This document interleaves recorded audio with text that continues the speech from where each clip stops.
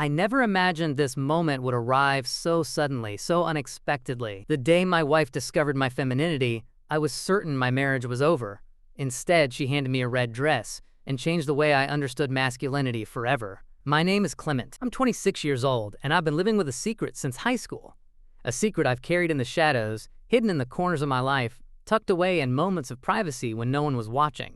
Cross-dressing wasn't something I talked about. It wasn't something I shared.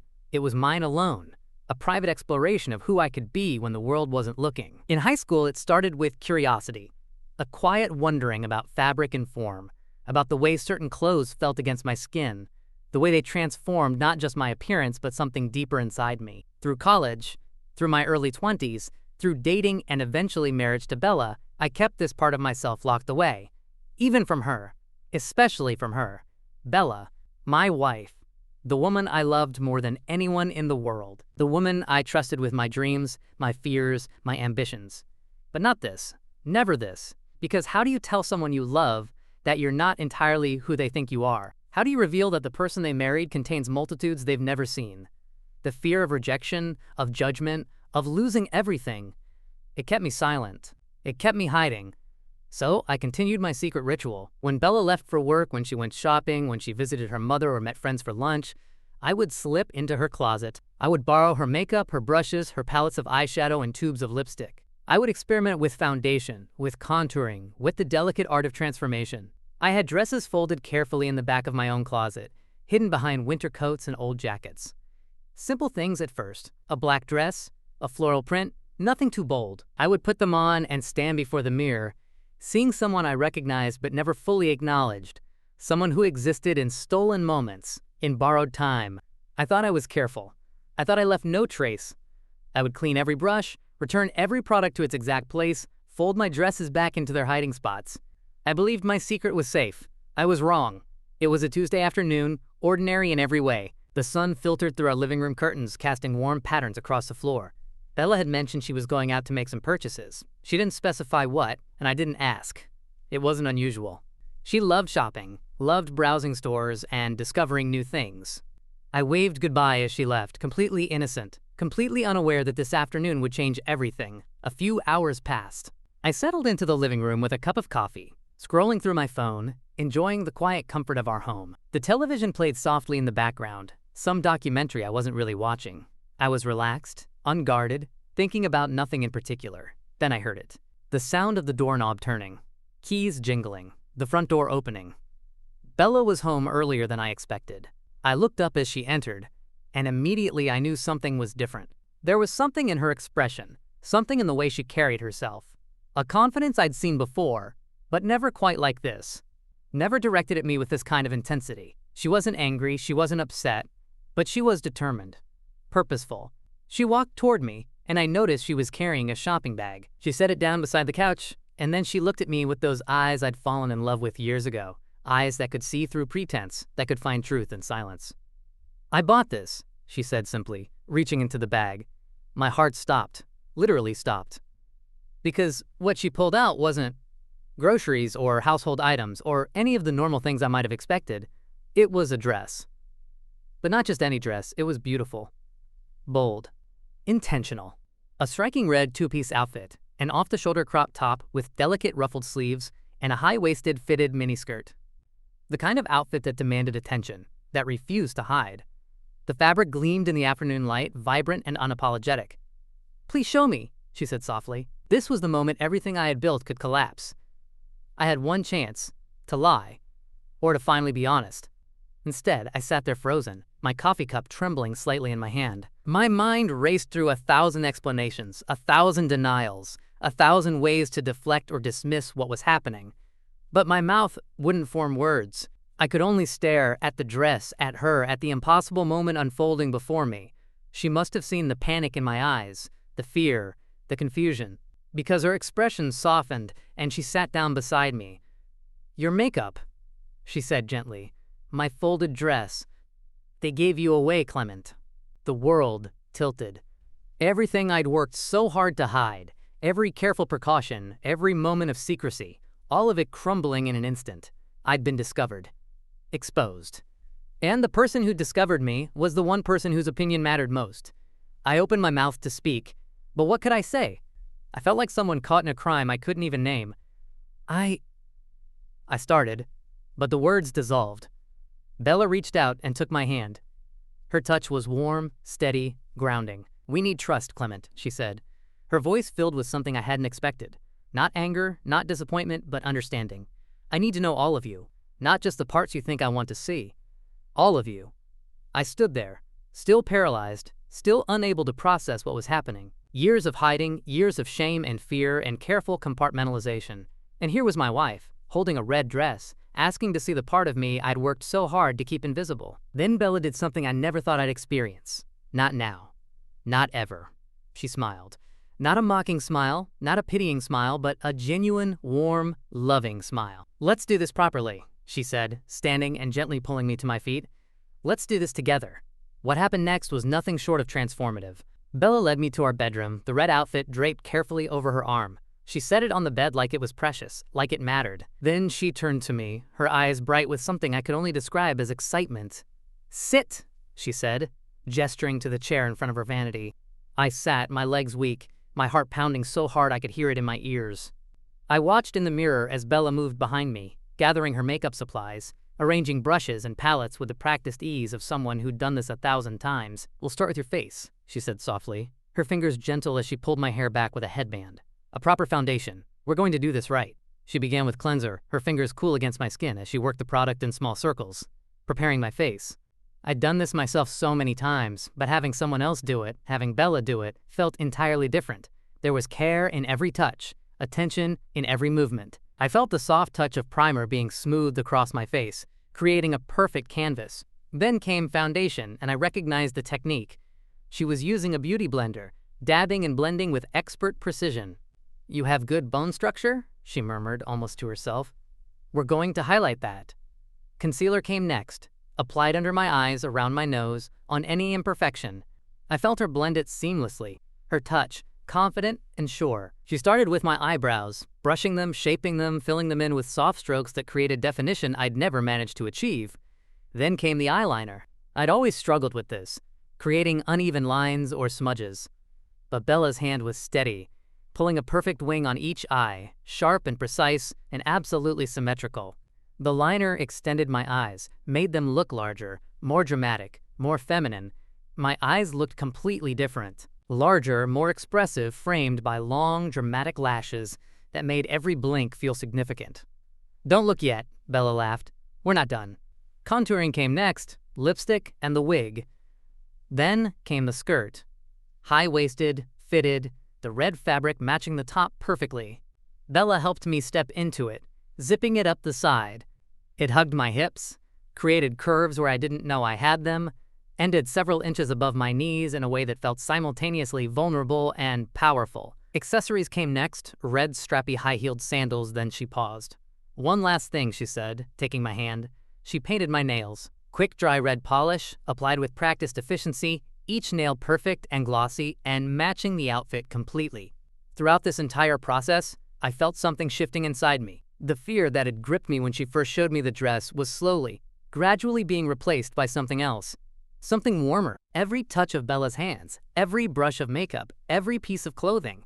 They weren't just transforming my appearance. They were transforming how I felt about myself. For years, I'd experienced cross-dressing as something shameful, something hidden, something that existed in opposition to my everyday life. But here, with Bella's hands guiding me, with her voice encouraging me, with her love surrounding me, it felt different. It felt like acceptance, like expansion, like permission to be all of who I was, not just the parts one thought were acceptable. When she applied that red lipstick, I felt powerful. When she placed that wig, I felt beautiful. When she zipped up that skirt, I felt seen in a way I'd never experienced before. "Okay," Bella finally said, taking both my hands in hers. "Ready?" I nodded, not trusting my voice. She turned me toward the full-length mirror in our bedroom. What I saw took my breath away. The person looking back at me was confident, feminine, stunning. The bold red outfit created a striking silhouette, the crop top and high-waisted skirt working together to emphasize curves and create definition. The platinum blonde hair cascaded perfectly over my shoulders, sleek and shining. The makeup was flawless. Dramatic eyes framed by long lashes, rosy cheeks, vivid red lips that demanded attention. The red heels made me stand taller, changed my posture, made every movement more deliberate and graceful. The choker added a finishing touch. The small hair clips caught the light. Even my red nails, holding Bella's hands in the reflection, completed the picture. But it wasn't just the physical transformation that stunned me. It was the expression on my face. For the first time in my life, I looked at my feminine self and didn't see shame. I didn't see something that needed to be hidden. I saw someone whole, someone complete, someone who deserved to exist. Tears welled up in my eyes, and I felt them spill over, creating tracks through my perfect makeup. "Bella," I whispered, my voice breaking. She squeezed my hands, standing beside me in the mirror, her smile reflected alongside my tears. "Thank you," I managed to say. "Thank you for understanding. Thank you for accepting me. Thank you for not running away, for not judging, for not making me feel like I'm wrong or broken or—" "Clement," she interrupted gently, turning me to face her instead of the mirror. "You're not wrong. You're not broken. You're just you, all of you. And I love all of you. Every single part." We stood there for a moment, my perfectly made-up face streaming with tears, her hands holding mine steady.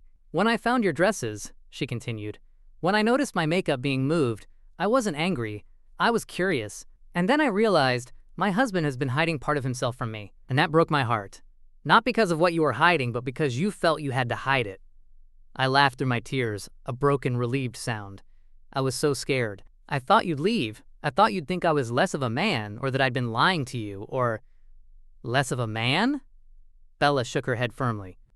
"Clement, wearing a dress doesn't make you less of anything. It makes you more. More honest, more complete, more yourself. You're not losing your masculinity. You're expanding it. You're showing me that being a man doesn't mean being limited. It means being whole." She reached up and gently wiped the tears from my cheeks, careful not to smudge the makeup she'd so carefully applied. "Besides," she added with a mischievous grin, "you look absolutely stunning. I might have competition." That made me laugh properly, a real laugh that released something tight in my chest that had been wound up for years. We spent the next hour just existing. Together, me in my red outfit and platinum blonde wig, Bella in her jeans and sweater. We sat on the bed, we stood before the mirror, we walked around the bedroom with me practicing in the heels, occasionally stumbling, both of us laughing when I nearly fell. Bella took photos, tasteful ones, beautiful ones, photos that captured this moment of transformation and acceptance. She showed me how to pose, how to angle my body to create the most flattering lines. We experimented with lighting, with expression, with attitude. "You're a natural," she said, reviewing the photos on her phone. "Seriously, Clement, you look incredible." And I felt incredible. For the first time in my life, I wasn't divided. I wasn't splitting myself into acceptable and unacceptable parts. I was whole, feminine and masculine, husband and crossdresser, Clement in all my complexity and contradiction. "I promise," Bella said seriously, setting her phone aside and taking my hands again, "that I will always support this part of you. This isn't something you have to hide anymore. Not from me. Never from me." "And I promise," I replied, finding my voice stronger now, more certain, "to never hide from you again. To trust you with all of me. Even the parts I'm still learning to accept myself." We sealed our promises with a kiss. Careful because of my lipstick, but meaningful nonetheless. As I stood there in that bedroom, wearing that bold red outfit, my face perfectly made up, my hands held by the woman I loved, I realized something profound. Bella hadn't questioned my masculinity when she discovered my secret. She hadn't diminished it or mocked it or tried to explain it away. She had expanded it. She had shown me that being a man didn't mean being one-dimensional. It didn't mean fitting into a narrow box of acceptable behaviors and interests and expressions. It meant being authentic. It meant being whole. It meant having the courage to show every facet of yourself to the people you love and trusting them to love you back, not despite your complexity, but because of it. My wife saw my femininity not as a threat to my masculinity, but as an expansion of it, an enhancement, a completion of the full picture of who I am. And in that moment, standing before the mirror in my red outfit and platinum blonde wig, I saw it too. I saw that I could be strong and soft, masculine and feminine, husband and crossdresser, all of it, simultaneously, without contradiction. I saw that authenticity isn't about choosing which parts of yourself to show the world. It's about having the courage to show all of it, and trusting that the right people, the people who truly love you, will embrace every single part. Looking back now, I can't believe I spent so many years hiding. I can't believe I thought I had to choose between my marriage and my authentic self, between being a good husband and being fully me. Bella taught me that I never had to choose. She taught me that love, real, deep, lasting love, doesn't demand that you shrink yourself to fit into someone else's expectations. Real love asks you to expand, to grow, to become more fully yourself.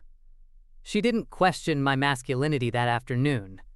She expanded it. She showed me that masculinity is big enough, strong enough, secure enough to contain multitudes, to contain contradictions, to contain a man in a red dress and platinum blonde wig who is no less a man for wearing them. If you're watching this and you have a secret part of yourself that you've been hiding, whether it's cross-dressing or something else entirely, I want you to know something. You deserve to be seen. You deserve to be known. You deserve to have people in your life who will look at every part of you and say, yes, all of this. I love all of this. And if you're watching this and someone you love has just revealed a secret part of themselves to you, I want you to know something too. You have a choice in how you respond. You can question and diminish and make them feel small. Or you can do what Bella did. You can expand, you can celebrate, you can say, show me everything. I want to know all of you. That afternoon changed my life. Not because I put on a dress. I'd been doing that for years. But because someone I loved saw me in that dress and chose love, chose acceptance, chose expansion over limitation. Bella didn't just accept my femininity, she celebrated it. She participated in it. She made it beautiful, intentional, shared. And in doing so, she gave me the greatest gift anyone has ever given me. Permission to be fully, completely, unapologetically myself. I'm still learning what that means. I'm still exploring this part of myself, still figuring out how it fits into my life, my marriage, my future, but I'm doing it openly now, honestly, with the support and love of the person who matters most. If you've made it this far, thank you for listening to my story. Thank you for witnessing this moment of transformation. Not just the physical transformation that Bella helped me through that afternoon, but the deeper transformation of learning to accept myself, learning to trust, learning to be whole. And if my story resonates with you, if you see yourself in my fear or my hiding or my eventual liberation, please know that you're not alone. There are so many of us navigating the complicated terrain of authenticity, trying to figure out how to be all of who we are in a world that often demands we choose. You don't have to choose. You can be everything. You can expand, so did I. And you deserve to have people in your life who will help you do exactly that. Leave a comment below if this story touched you in any way. Share your own experiences with hiding, with revelation, with acceptance. Let's create a community where everyone, all parts of everyone, is welcome. Subscribe to this channel for more stories about transformation, authenticity, and the courage it takes to become who you truly are. Hit the notification bell so you never miss a new video. And remember, you are not too much. You are not too complicated. You are not too different. You are exactly enough, exactly as you are. Thank you for being here. Thank you for listening. Until next time, keep becoming. The Gender Diary exists to light that path with shared stories. Whether you found connection in this narrative, you're on your own journey of gender exploration, or you're here seeking understanding, your subscription fuels our mission. Every subscriber empowers us to keep illuminating these authentic experiences for our community. Kindly drop a comment below. Your voice adds to the tapestry of experiences that makes this space meaningful. Until our next story unfolds.